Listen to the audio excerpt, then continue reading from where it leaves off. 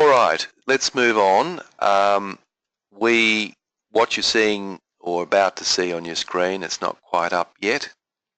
It's gone again. There it is.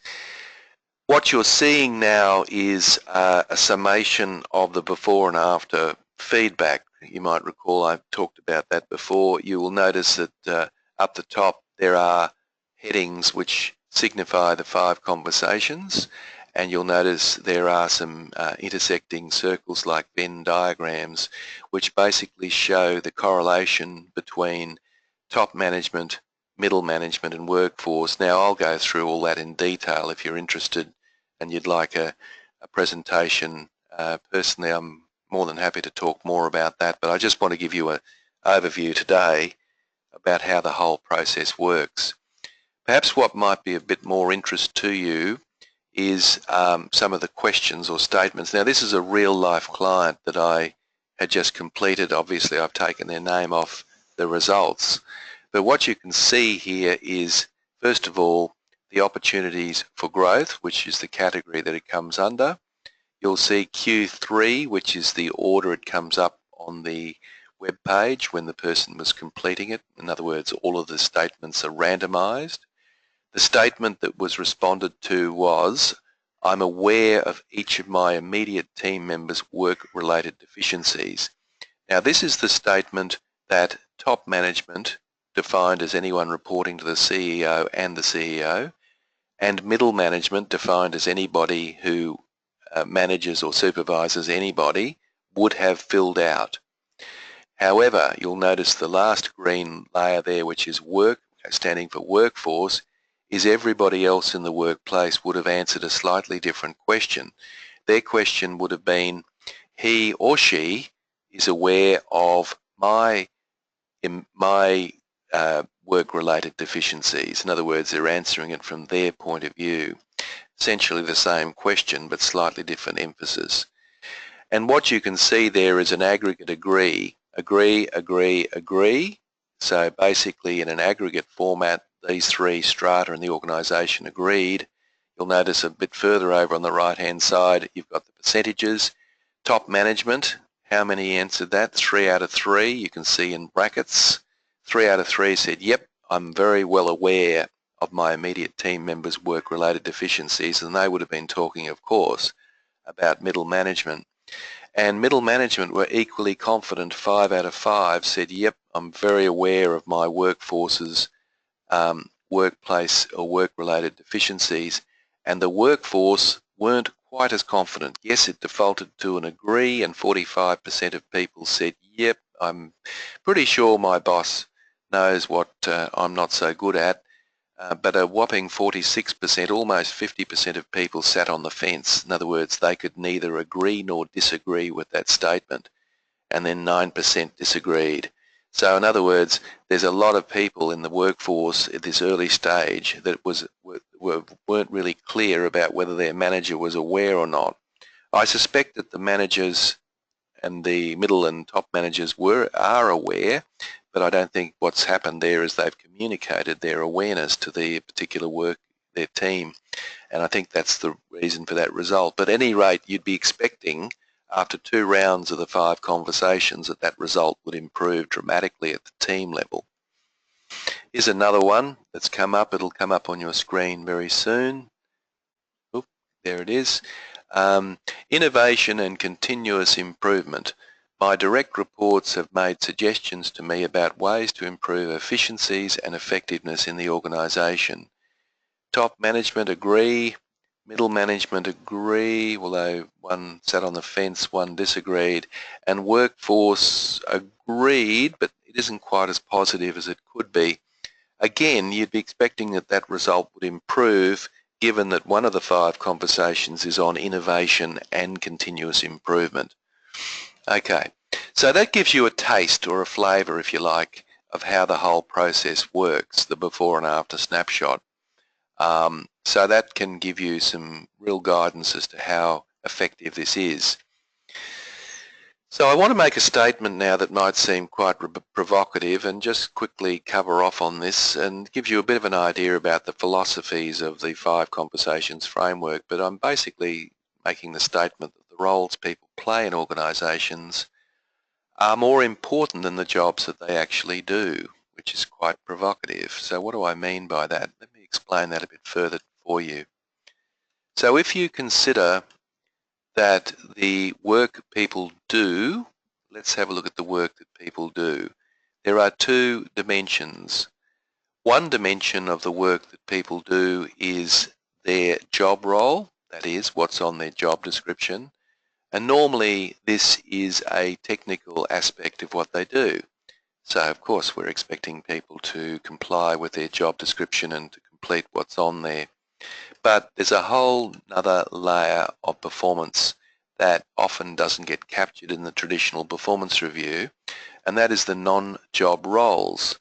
So I've identified 4 of these, and let's go through and have a look at what they are.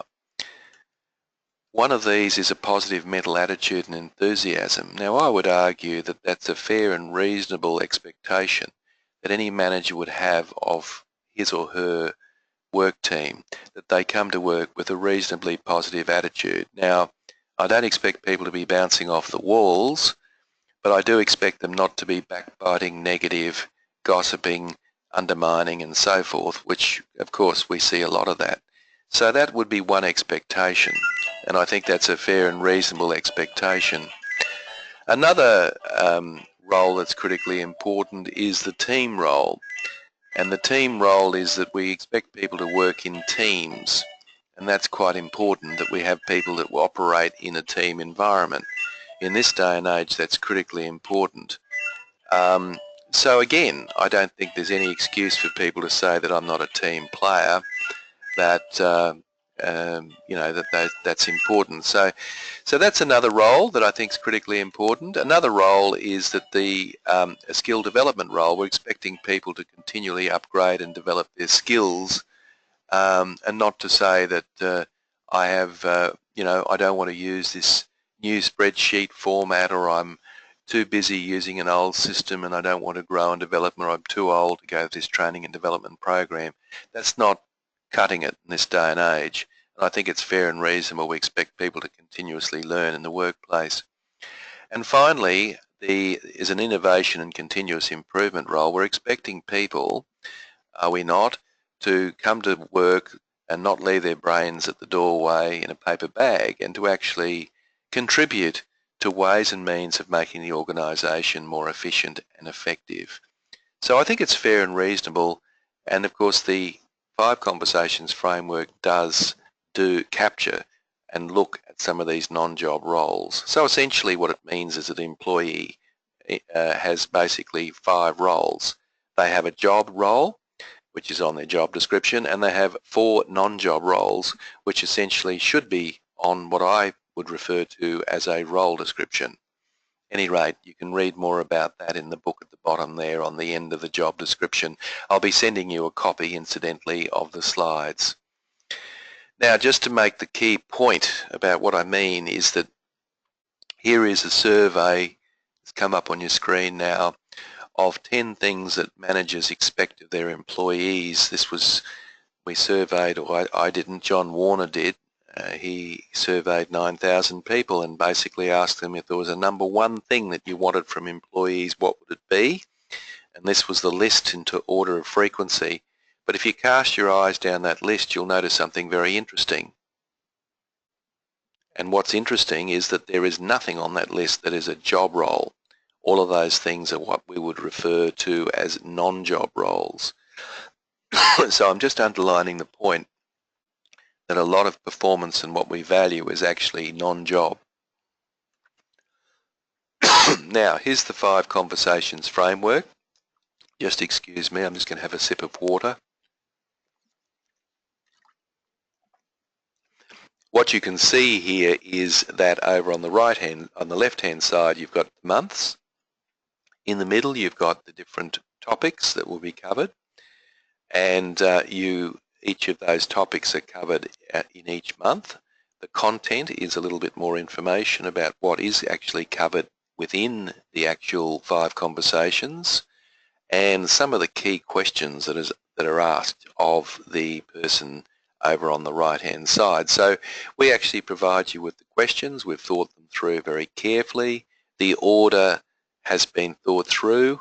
We start with a climate review, which is essentially the nice easy conversation around job satisfaction, morale and communication. And what we're actually doing there is just, doing what companies would spend tens, if not hundreds of thousands of dollars every year doing, which are online engagement surveys. And what happens is people just get cynical each year, don't fill them out, the rate of participation drops, the data is nowhere near as relevant, and the whole exercise is pretty much a waste of time.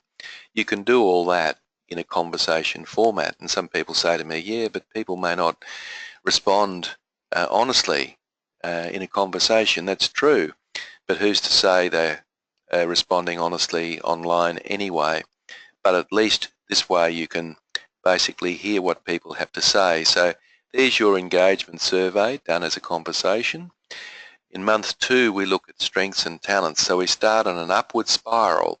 So what are people actually good at? Let's start with that. Let's create a more positive environment. Then we'll look at what people are not so good at, which is the opportunities for growth. And out of those 2 conversations, it's highly likely that there'll be some learning and development needs, which is basically conversation 4 on L&D. And that's not necessarily about sending people off to, management programs or whatever. It may well be just about coaching somebody or giving people more information at meetings or whatever it might be. That becomes that gets captured in the online system on the learning and development. And the final topic is innovation and continuous improvement, which is how we make our organisation more efficient and effective. So that's the 5 conversations in a nutshell. And what I propose to do now is I'll just get out of that for a moment. I want to go to my website. I'll just move that across. Aha, just a moment, we've got a question. I better respond to that before we go any further. Hi Tim, so if the questions are set like this, what happens say after the first 12 months when you run through these twice over? Are there other questions in the follow-up years? Good question. What actually happens is that you ask the same question again. For example, in the first conversation, which is your climate review, the first conversation is on a scale of 1 to 10, 10 being high, 1 being low, how would you rate your current job satisfaction? Now they might say 6, and then you say why, so it gives you a lead in to ask, where they're at the time being. Now you can ask that question obviously later in the year and the following year, because that can change, that can vary, and that's the whole idea, that we get used to asking a bunch of quality questions. So they've been designed for repetition. So thanks for the question, and that's how that works. So what you're seeing now, if I can just keep the questions coming in, what you're seeing now is a portal for Disney World, or we've got over here, obviously your logo would be here. The person's name is Donald Duck in this case here. They are in the climate review conversation, number 1. There's a log out bar button here. You've got a print preview menu, which basically means if you're doing these conversations in the field, you can take them with you without lugging around your iPad, or worse still, your iPhone. And down here you'll notice that this manager, Donald Duck, has 3 particular team members, and you'll notice that there is a status bar here. The status bar shows you where they're up to, so from a manager's point of view it's very convenient. How it works is that there are 5 steps in each conversation, and I'm going to lead you through a conversation between Donald Duck and Huey Duck, who happens to be one of Donald's team members. Now the colour, which you can see is green there, goes with this particular icon over here. So green is the first conversation which is of course climate review, the second conversation with his strengths and talents and so forth. You'll notice they've got their email address, when they were last contacted, and there's a button over there in operations where you can click to invite that person to prepare for their conversation. So as I mentioned, I'm Donald Duck. I'm going to click on Huey Ducks there, and you'll notice that it's changed, and I've clicked on that. What that's done is it's generated an email, and that email, I've cheated a bit because it'll take too long to filter through otherwise, but I've created this email for you, and this is the email that should be on your screen very shortly. Okay, there it is.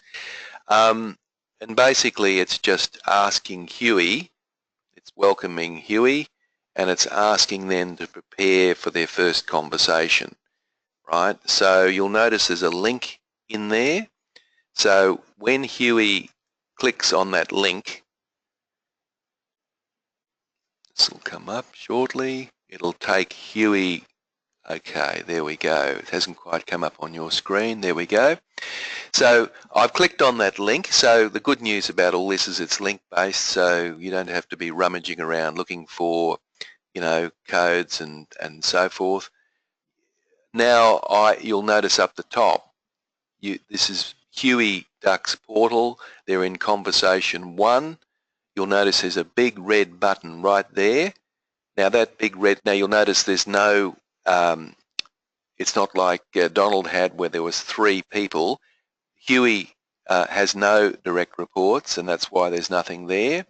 So all Huey has to do is to click on that button that says start, and what that will do is, just wait for that to come up on your screen. Now it should be up there now. What that does is it takes you into the questions, and Huey literally goes through and responds to each of these questions. So on a scale of 1 to 10, how would you rate your current job satisfaction? I would say 6. I'm just doing this to show you how it works. I can write something in the box there, whatever I might want to write, just showing you how it works. I don't have to write anything in there, but basically I want Huey to come to my conversation having thought carefully about their answers so that I have a decent conversation. So I go next, and next will take me to the next question, and it says here, on a scale of 1 to 10, how would I rate my morale in the team? I can respond to that however I choose. Why did I rate this? Well, you know, I can write a statement in there if I choose to, and that statement there will help me clarify my own views. I go next, and the next question will come up on your screen now, almost. There we go. On a scale of 1 to 10, how would you rate communication within your section or team? So again, I can say, well, I think we communicate very well. I'll give that a 9, and then I can make a statement in there as to support that. And then I can go next, and then it says, on a scale of 1 to 10, how would I rate communication outside the team? Oh no, that's very poor. I'll give it a 2. We hardly ever communicate, and there's serious problems there. So I'll give it a 2, and then I'll give it a rating as to why I might give that a 2. Sorry, it looks like that's, there we go, it's on your screen.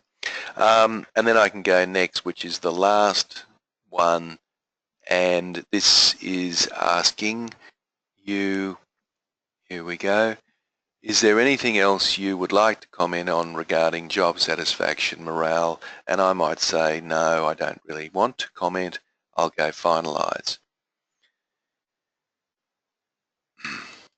So when I finalize, and what I'm doing now is I'm going to send by complete, when I click on this complete button, what that actually does is it sends an email back to Donald to let Donald know that I've actually done my preparation.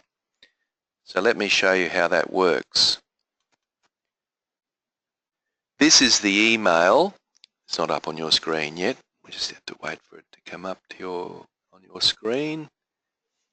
Okay, so here it is on your, no, still not there. Yeah, coming up now.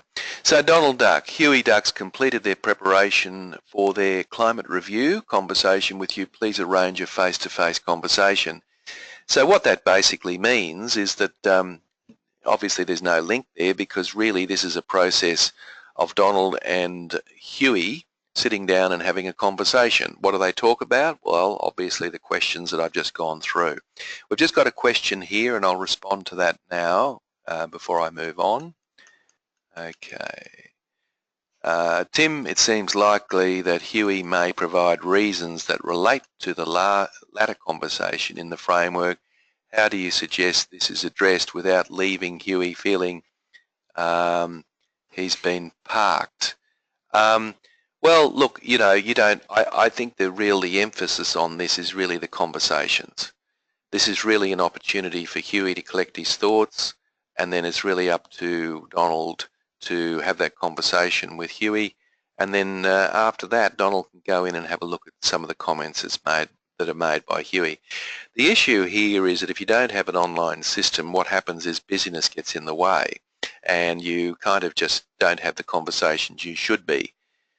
And that's the issue that occurs. So anyway, at any rate, they have their conversation. And if I just go back, here we go. So this will come up in your screen very shortly, hopefully. But what's happened now is that Huey and Donald have had their conversation. Here we go. So what you're looking at now is Huey's portal. So what happens is Huey goes back to his portal as a result of that conversation. Somebody has to sign off on the conversation, because otherwise, if somebody doesn't, then we don't know who's done what. So it's either going to be Huey or it's going to be Donald. In this case, we thought that the employee would be the person in the best position to respond. So in this case, you'll notice there's a big red button there that wasn't there before, and it says conversation complete. So we'll click on that, and we'll click on that. So what this has actually done is it sent an email back to Donald. So what's actually happened is I've signed off on the conversation. I've had the conversation with my manager, and what's actually happened is it's generated an email back to the boss, and what it said, and I'll just wait for this to come up on your screen before I continue. There we go. So Huey Ducks indicated that they've had their face-to-face conversation. Please go to blah, blah, blah, and you can add your actions. So let me just click on that and show you what that means. So what I've done is I've clicked on that button. It's still coming up on your screen. There we go. So I'm now Donald Duck, and I'm on my screen, and you'll notice something interesting has occurred. If I scroll down a bit further, you'll notice that a couple of things. You'll notice that still taking a while to show up on your screen. Just give that a moment. Okay, you'll notice that there are now 4 little icons in Huey's box. Basically means I've only got one step I've got to complete, which is essentially to go in and create some actions out of our conversation. I've still got Dewey and Louie to do, but you'll notice a big red button there that says action. So if I click on that, it'll take me into this box. I'll just scroll across so you can see.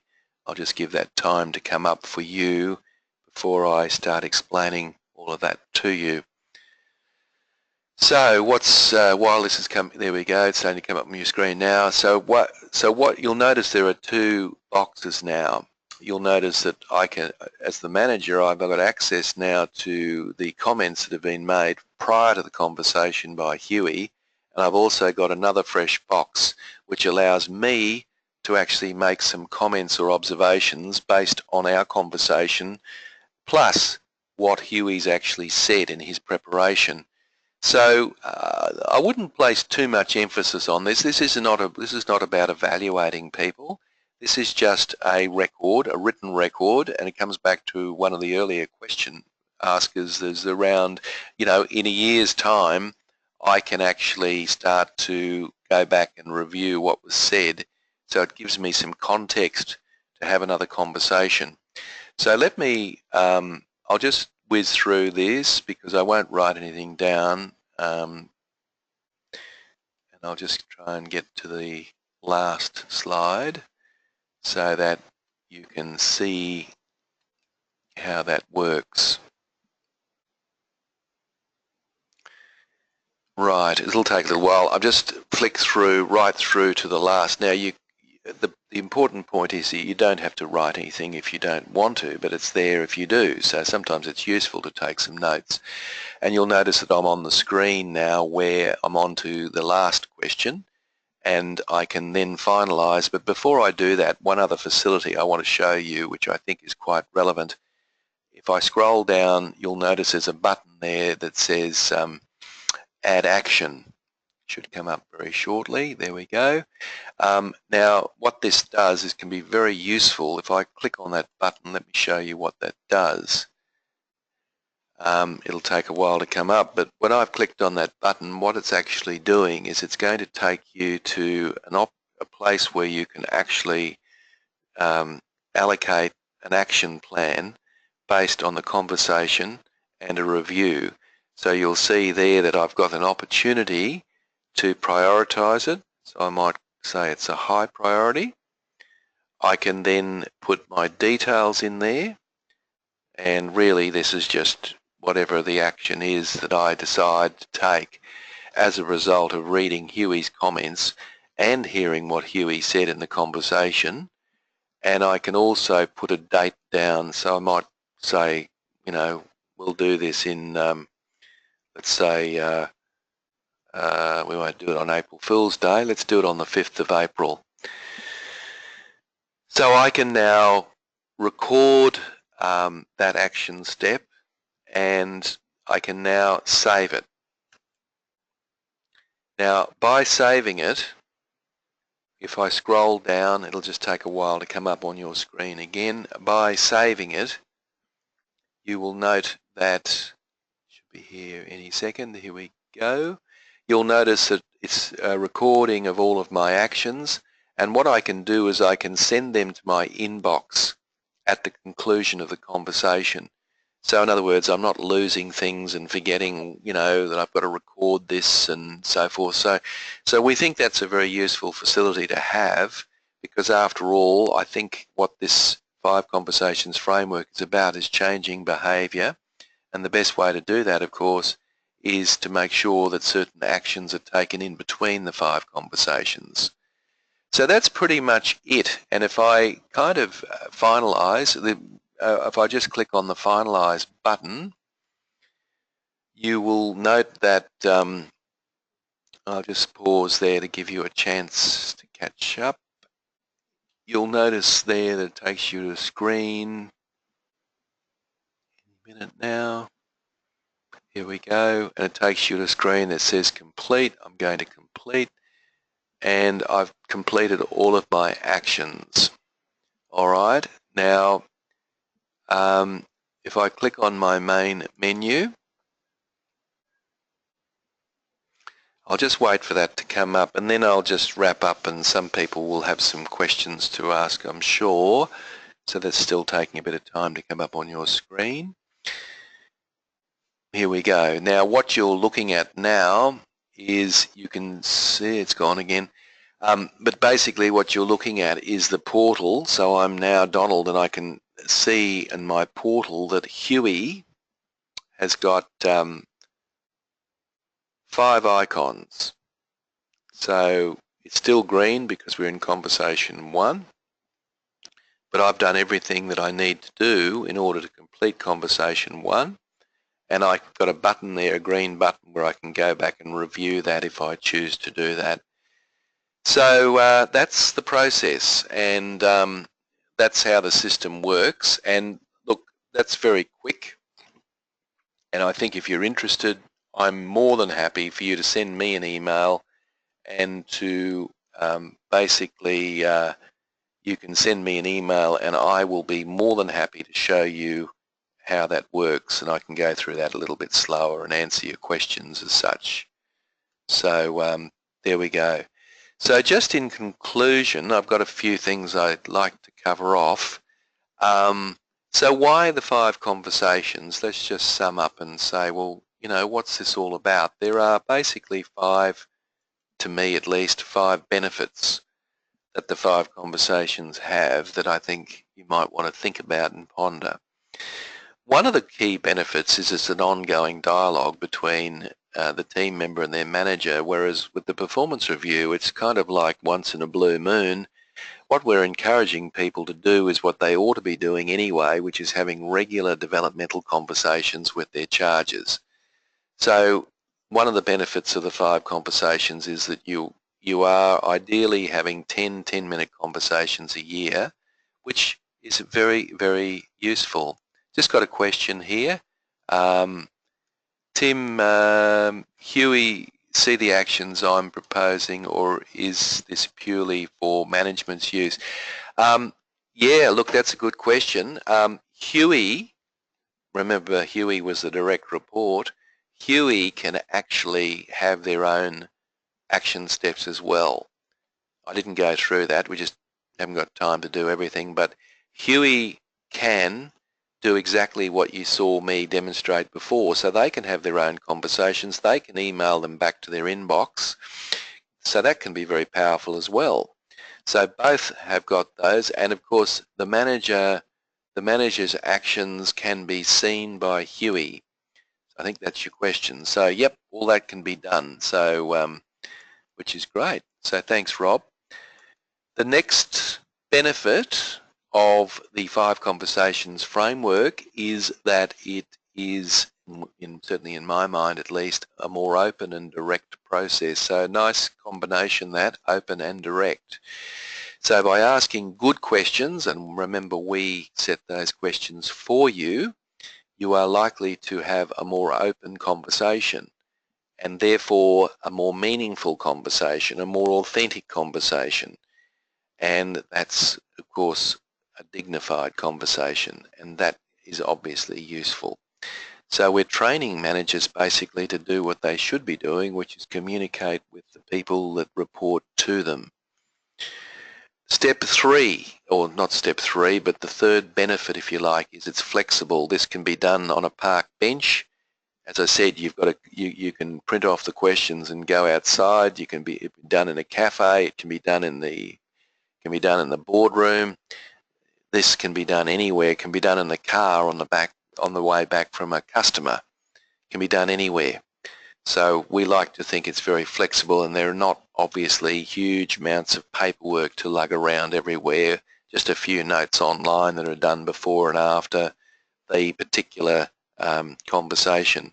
It's timely in the sense that one of the things that's very attractive about this is that it's just in time. So basically we can make changes, we can put actions in place just in time, immediately. And whereas at the performance review, that might be 6 months away. It's a long time to wait to talk to somebody about something.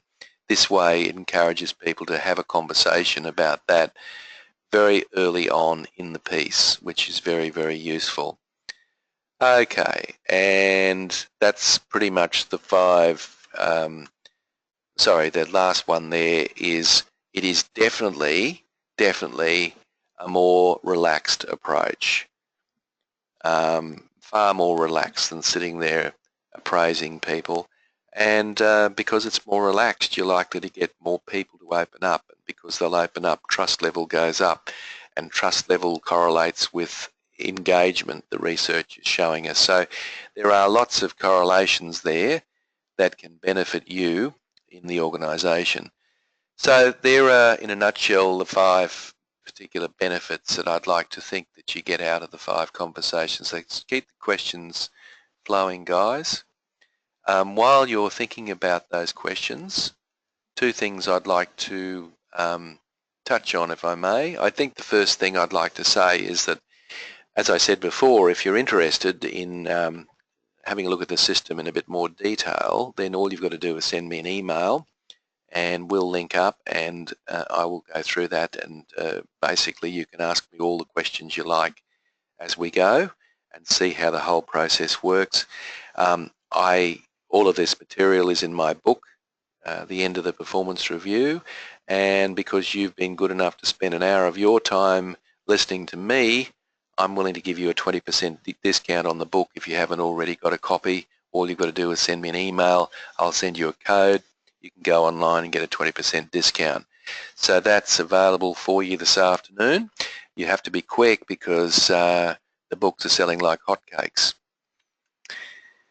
And one last thing, while you're thinking of typing in your questions, is that I know many of you in this broadcast are HR practitioners, and if you're an HR practitioner, you might like to take advantage of my web series, which I call Leadership in HRM, and I'm covering 6 topics, as you can see on the right-hand side, that you might find very, very useful. So you can do this over lunch. On a Friday it's normally, and we cover 6 topics. And what I'm trying to do there is basically broaden your thinking and understanding, and giving you a greater with the breadth of thinking, so that I will be a bit provocative, and as you can imagine, I am covering conversations in that approach and many, many other things. And for a very reasonable fee of $250, you can register on that, which I think is coming up in May. So again, if you're interested, drop me a line and I will send you a brochure, and you can have a look at that online, and if you like what you see, you can register. So that's pretty much it, guys, unless there's any other questions. I've got one question here that I'll respond to before I finish up, and that is, Tim, do you have any evidence that the 5 conversations framework works? Absolutely. Yes, I've got anecdotal evidence, and I've also got some survey data as well. There is absolutely no doubt it works. There are managers who are telling me, for example, that they are having better relationships with their team members because they're meeting with them more regularly. It sort of kind of forces them to do this. And employees or team members are telling me that it's great that they've got more access to their boss, that they're not always accessible, and it gives access. So, yep, it certainly works. There's no question about that. And look, as I said at the outset, if you feel that you must keep your performance review, that you can't convince the powers to be in your organisation to get rid of it, then use it as an enabler to improve the quality of your performance review, because I don't think anyone would dispute the need to be talking to their employees in short, sharp, directed and relaxed conversations regularly, and this is a framework to do that. Unless you've got a framework, I can assure you it will not happen. It'll just be a great idea and people will forget it in and amongst busyness. So you need 2 things going for you. You need a framework, and you also need a system, an online system that will give you an opportunity to track how the conversations are faring. So that looks like all the questions that we've got. So folks, if you've got other questions, you know where I am. You've got my email address. You'll get an email from me this afternoon, and basically in that email you will get a copy of these slides and a recording. So so you can take advantage of that. And as I said, if if the program that you've got in front of you is of interest, let me know. And if you'd like a copy of the book, be fast. So that just about brings us to an end. So thank you, ladies and gentlemen, for your attendance and your involvement